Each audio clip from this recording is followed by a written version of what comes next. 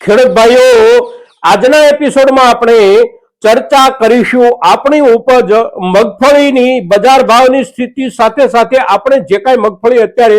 વેચી રહ્યા છીએ આ મગફળીના બજાર ભાવમાં છેલ્લા લગભગ એકાદ અઠવાડિયાથી આપણે જોઈએ તો ભાવોમાં કોઈ નોંધપાત્ર ફેરફાર નથી આવ્યો, તેમ છતાં પણ આપણા ખેડૂત વર્ગમાંથી કેટલોક ખેડૂત સમુદાય ખૂબ સારા ભાવ મેળવી રહ્યો છે, સામે કેટલોક આપણો ખેડૂત સમુદાય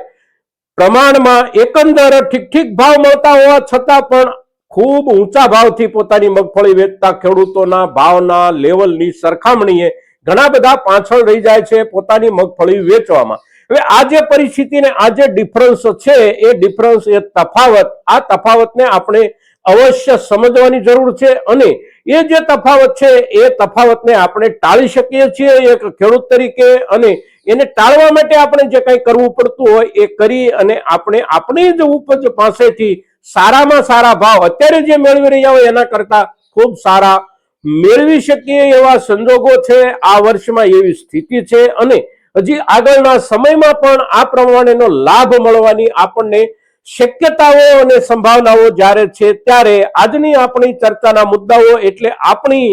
પાકેલી મગફળી જે કાંઈ છે એ મગફળીને સારામાં સારા ભાવથી વેચવા માટે આપણા તરફથી વેચાણ વ્યૂહ કેવો હોવો જોઈએ આ આપણી ચર્ચાનો મુખ્ય મુદ્દો છે મિત્રો। અને તેથી આપ સૌ દર્શક મિત્રો આજની આપણી આ ચર્ચામાં અવશ્ય બન્યા રહેજો।